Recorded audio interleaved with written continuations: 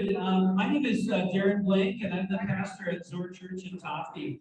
And what I'm going to do tonight is sort of a summary of two different presentations I've given on electric cars. And one of them I did last summer at my mom and dad's church, which is always sort of dangerous to invite your son, who's a pastor, to your own church. And because then, you can preach on things that you maybe wouldn't exactly say the same way in your own church, but I went to their church and I did a presentation that I called What Would Jesus Drive? And then more recently, because I teach part-time at the school in Silver Bay, the driver's ed teacher said, "You want to come and talk to kids about some of the particulars of driving an electric car in case they have someone someday." And of course, that one I didn't title What Would Jesus Drive? I just titled it the practical, things that you need to know if you're going to drive an electric car. So I'd like to kind of combine sort of some of the highlights of both of those for you tonight as we celebrate Earth Day. I'm really aware that electric cars aren't the solution to everything. So, it's not like if everybody drove an electric car, all of our problems would go away. But instead, I think this is a piece of the puzzle because of some of the really serious issues we've got with fossil fuels. So before I go any further, I just want to introduce you to somebody. This is my wife, Michelle, and my dog, Wesley. And I am just excited to be here in Cook County because we love to get out and see nature. And if you're like me, probably one of the reasons you live here is because you love the beauty of God's creation. And I think that that's just a reality of living here. One of the things that I've noticed is that sometimes we're a little incongruous with that because I think we probably have a larger percentage of really big vehicles that burn a lot of gas than probably almost any other community in the state of Minnesota. And so there's something a little incongruous about that. And I just did a little project of my own. I'll come back to that. As I was thinking about vehicles, I did a little study of the vehicles that I've driven in my life since I graduated from high school when I had a 1962 Rambler station wagon with a push-button transmission that got stuck when I took my driver's test. Did you have one of those? Yeah, and that one barely got like 22, 23 miles per gallon when I go back and research that, although I don't think I cared back then. And then, when you look at each of these cars that I've had or that my parents have had during my lifetime, notice that the gas mileage really hasn't increased that much. That 1962 Rambler, it got actually better gas mileage than everything up until my 1982 Citation that I loved until I ran off the road trying to avoid a deer and colliding with a sign. And everything else is pretty bad, really. And so these two things as a pastor are really important to me. Environmental stewardship, which I equate with caring for the things that God cares about. And I'm not going to go through all the theology there, but I think that one of the ways to read the Bible is to read the Bible as God is telling us what we ought to care about, and we ought to care about the things of his creation that he called good. And then another part of what the Bible tells us about is that we ought not be taking advantage of others by our economic choices. I'll read a little bit from the Apostle James here in a minute, but I went to school in England, and I was walking to see Salisbury Cathedral, and I stopped, and it was amazing to me because this painting was on my grandmother's wall, and I saw the cathedral spire across the commons, and I was like, whoa, that's so cool to see a painting of the place, or to see a place where you've grown up with a painting of that place. And it was important to me because I read in college an essay by a fellow by the name of Garrett Hardin, who wrote The Tragedy of the Commons. And he talked about the fact that in English history, most villages had a common space, that the cattle that people kept for their milk could graze without paying any fees or anything. It was just common space. It wasn't owned by one particular farmer. It was owned by the village. But what Garrett Hardin pointed out is that by the 19th century, as economic pressures to have more milk and more cheese and produce those to sell to the market grew and grew and grew, the commons became nibbled down to the dirt. Because it was free space. And so everybody thought they could do whatever they wanted to with it and never have to pay a consequence. And we live like that. We live like that particularly with our air. So we think, well, you know, the air is free. And so what I dump into the air doesn't really matter. But what we found is that it really does matter. That's what we call an externality in economics. This idea that it's a cost that's borne by someone other than the producer or consumer. Pays the price of the stuff we dump into the air. Sometimes that's called a hidden cost. This is what James says about hidden costs in the Bible.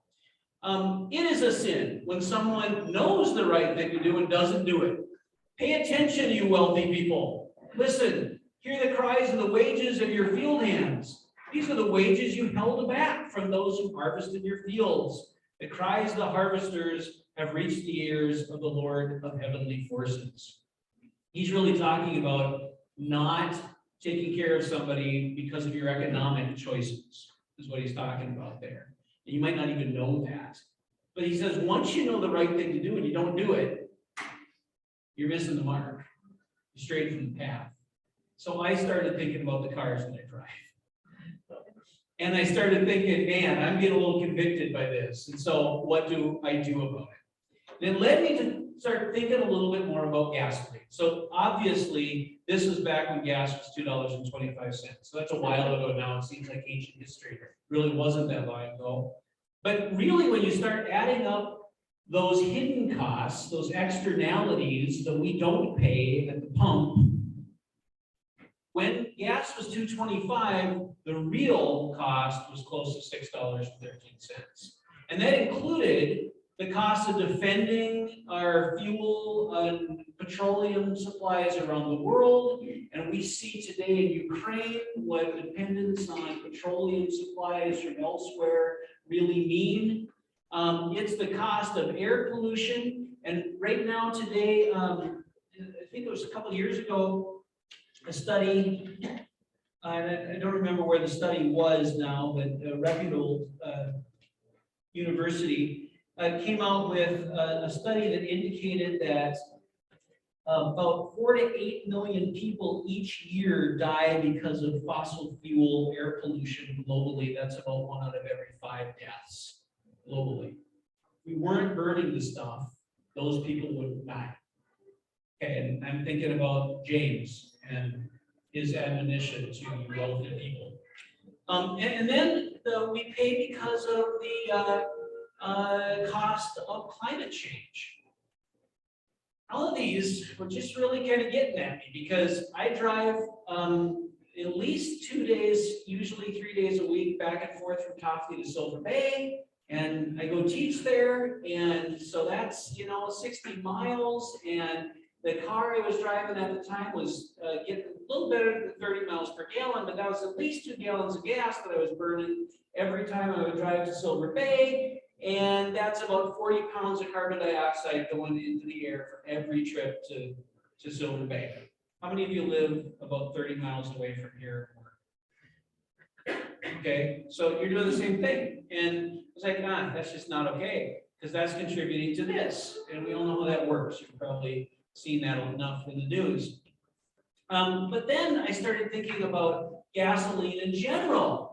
And I was thinking, you know what, every single step of the way, from extraction to transport to refining to distribution, and I've got pictures of all those things, there is an environmental externality. There is a hidden cost that we don't think about. Sometimes we think about, when we burn that gallon of gas, how much carbon dioxide is going in the air, we don't think about the fact that there's other economic, environmental costs all along in that process. And for us here in northern Minnesota, almost all of the gas that we burn comes from Superior, Wisconsin, from the Husky refinery there, and they got their gas from the tar sands in Athabasca, which are the dirtiest form of fossil fuel petroleum energy on the planet. It takes almost as much fossil fuel to make a gallon of gas as the amount that they get out, and it's heavily subsidized by the Canadian government. That's what the whole Line 3 thing was all about this year earlier, which was the dash line last year, the last few years. This is the tar sands from space. Huge areas of Alberta that are the boreal forest there are being completely leveled, clear cut. The surface is being scraped away to get to the oil sands and the tar sands, and then that is being heated up using dirty oil to heat it up to be able to extract the oil out of the tar sands. Here's a before and after picture of a piece of ground up there in Alberta where our oil comes from, there in Cook County. And this is one of the settling ponds that they use after they use water to thin the tar sands out, and then they heat it up to get the oil out. And then that's at the same scale, the city of Vancouver on the left-hand side. So more birds are thought to die in these settling ponds in Alberta than are killed by all of the windmills in North America.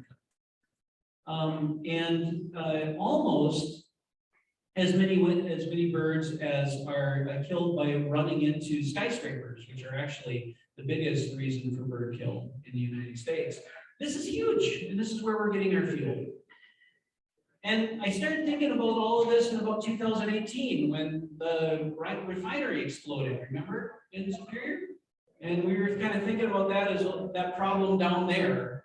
And sure glad that that's not a problem for us up here.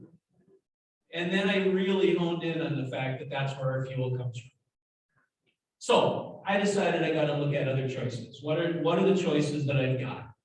Like I said, this isn't the be all and end all. Electric cars have got some issues too, and we'll talk about them in a minute. But the choice that I made is to go with a little Chevy Volt. And just to make sure that you know some of these acronyms to get into electric vehicles.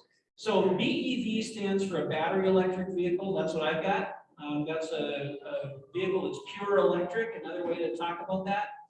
Some other vehicles that are referred to as EVs out there but are not pure electrics are hybrid electric vehicles like your Toyota Prius, which is the one in the lower right-hand corner, or the BMW i3 is in the upper right-hand corner. That's basically an EV, but it's got a little gasoline motor in it, like about the size of a lawnmower motor, to charge up the battery when you run out of range. So unlike the Prius that drives both with a petroleum drive motor and an electric motor working in tandem, an EREV drives with just an electric motor, but when the battery gets low, the gasoline motor kicks in and charges up the battery.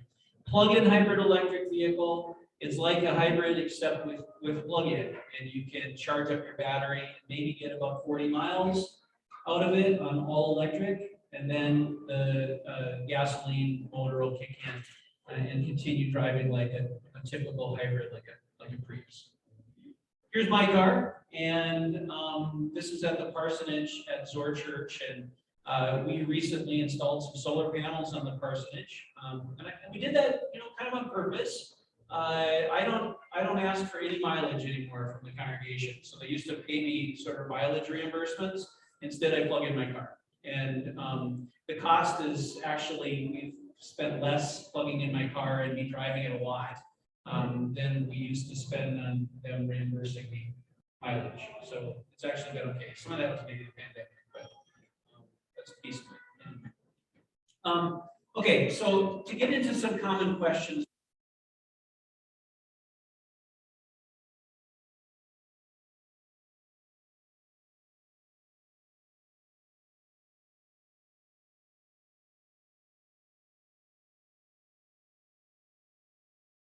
that EVs just are coal-fired cars. It's no different than a gas-fired car, but maybe even worse because they're just powered by coal.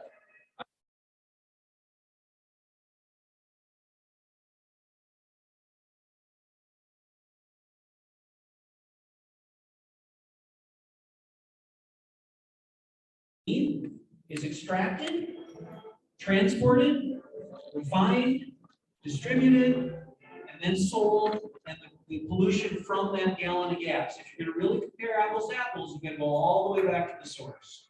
You also then have to look at the source of where your electricity comes from when you're looking at an EV.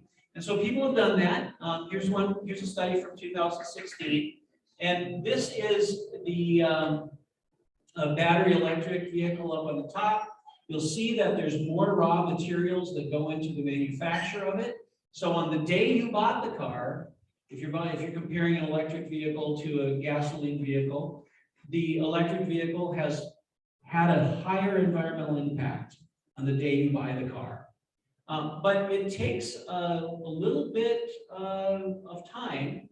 Now they're saying about 5,000 miles. And after 5,000 miles, every time you drive the car, you are impacting the environment less than you would have been impacting the environment in your gasoline-powered vehicle. That's the red use bar there. Here's another way to look at it. This is emissions, and so this isn't looking at all of that stuff ahead of time. It's just looking at how many emissions you're putting into the air by driving the car on a daily basis. And so you've got CO2 in the gray bar, nitrogen oxides and particulate matter up there. And so you'll see that by driving an electric vehicle on a daily basis, you're putting an awful lot less of all of that into the air. If you're doing essentially what I'm doing, although we're on a net metering plan, where I'm charging my car up with solar energy, putting basically nothing into the air on an everyday basis, except for particulate matters. You know where that comes from? Where? Tires, yeah, that's going in the air because of your tires. So all cars are putting something in the air because of tires. Of course, the CO2 emissions depend on how much you are dependent on the grid. And here's the state of Minnesota. A lot of people, throw out this, well, we get our power from coal figure, but that's not really necessarily true. Back when I was in high school, the state of Minnesota was getting about 80% of its power from coal, and now we're around 25%. So we are really improving in that area. This is the state. A lot from nuclear, but then most of those others are renewable resources. So that's what you're putting in the air. The cleaner that the electric grid gets, the cleaner your emissions are from your EV. What about cost? Some people say to me, and not too long ago, I got an email from my brother-in-law who was, he was kind of telling me about how expensive EVs were, and EVs were just for rich people, and that's why they weren't fair. It wasn't really about caring for low-income people because only rich people could afford EVs. Well, actually, when you drive an EV over time, you are going to save money because you're not doing some things that we just kind of take for granted in a gasoline-powered car. Well, obviously, first, you're not filling it up and having to pay whatever the price is at the pump. But you're also not doing oil changes. There are way fewer moving mechanical parts. Something like, I think I had this someplace. Yeah, there's something like fewer than 100 moving parts in an EV and close to 2,000 or more moving parts in a gasoline-powered vehicle. So simply because you've got more moving parts, you have a greater potential for repair because parts break. And so EVs have lower maintenance costs. And so over time, you're going to pay less money to drive an EV. But what about purchase price, you say? So the average car in 2020, and these are 2020 and 2021 prices, but the average car in 2020 was about $40,000, $40,107. If you're going to buy a new car, that's how much you're going to pay on average in the United States. Now, the car that I've got in a box there is my 2021. Actually, I got a 2020 Chevy Volt. Now it says 37,000 there, but I actually got mine on a year-end closeout sale, and it was $24,000. So I saved a lot of money. I paid $24,000 for my electric car. The guy at Merritt Chevrolet in St. Paul was like, "Yeah, we're hoping to be able to do that next fall too. So come on down. So if you want a good electric car, go to Merritt Chevrolet in St. Paul. I'll call them up and tell them I did that and see if we can get money off next time I buy a car." But those are all examples there of cars that are actually cheaper than mine. So there's quite a few electric cars that are available for less than the US average car price. So that idea that all electric cars are Teslas and it costs a lot of money just ain't true. This is the sticker from my car. So the combined highway MPGE was about 118, which is sort of the environmental impact of the electricity, the way that the EPA calculates that. But the figure, even though it's the smallest number on there that I want to point out, is 29 kilowatt hours per 100 miles. Now, that works out to be, based on our prices for electricity here in Cook County, about 4 cents a mile, compared to about 20 cents a mile if you're just paying for gas for a gasoline powered vehicle. So that's really a really cool figure to look at.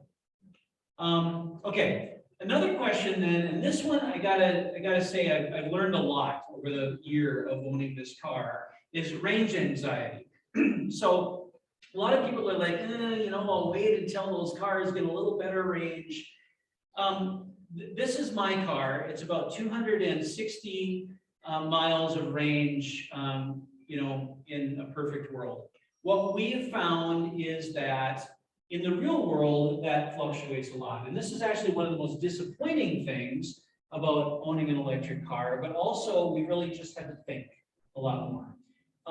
So in the summertime, when the temperature is between 50 degrees and 80 something degrees, our range is right spot on with what the sticker says it ought to be.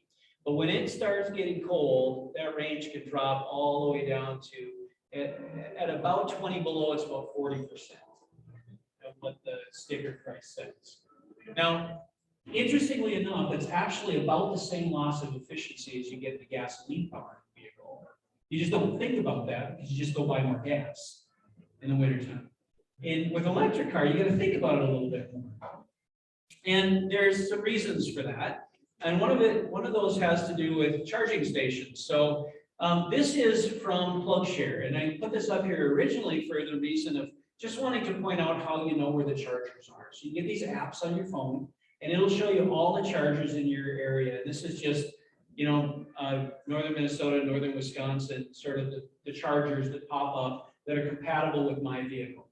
And so I could drive to any one of those chargers and plug in. I'll talk about the levels of chargers here in just a second, but I want to point out that the fast charger, the orange charger in Duluth, has a little wrench on the symbol, which means it's out of service. And there's only one in Duluth. So one of our issues really is the number of chargers. And so some of the legislation that we've been hearing about in Congress, that's part of why. We just need more chargers out there to make this really make sense. There are 3 different types of chargers. Most of the time I'm using a level 2 charger in my garage.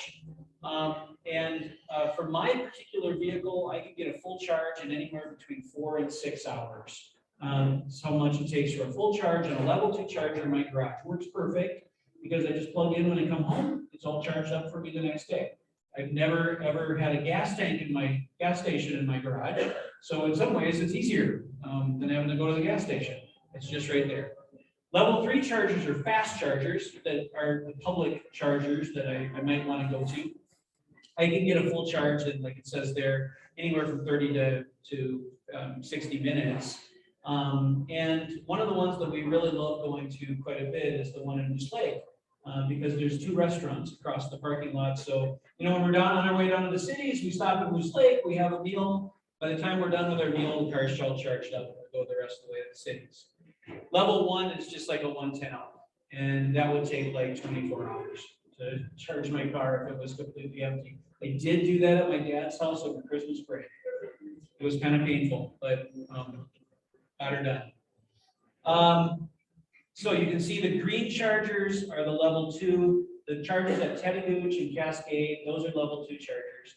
The orange chargers generally you pay for, but those are the level 3 chargers, the faster chargers. Here's some issues then, some things to think about on the horizon with regards to this question of range. First of all, better range vehicles are coming.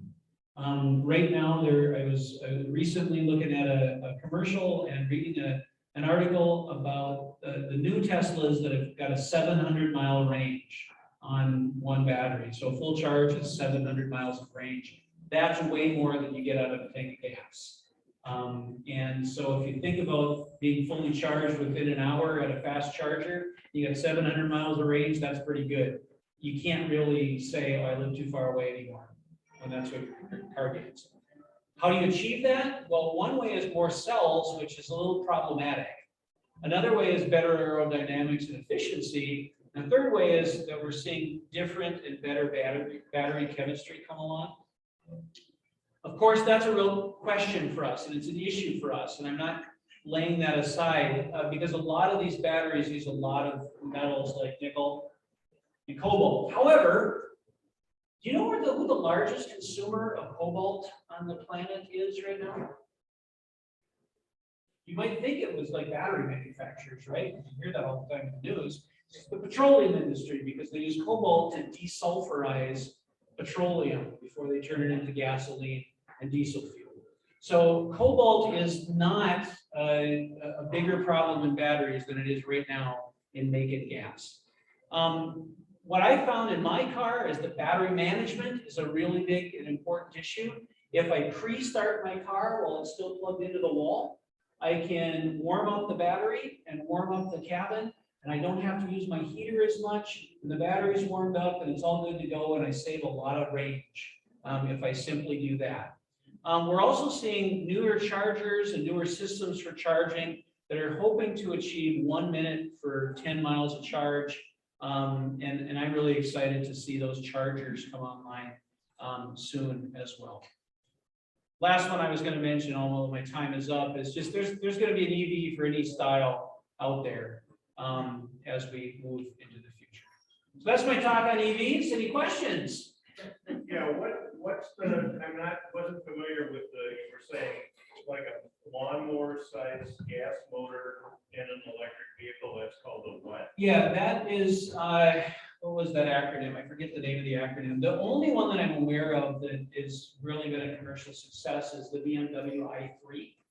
And that one, yeah, it's basically an electric vehicle, but it's got a little range extender, Yeah. they call it. In it. Yeah. Was that the same original design of the Chevy Volt? Yes, essentially that's what a Chevy Volt is. Although a Chevy Volt is a lot more complicated piece of technology. It uses some of the same idea as the Prius as well. So you've got a boosting thing that happens with the gasoline motor in the Chevy Volt.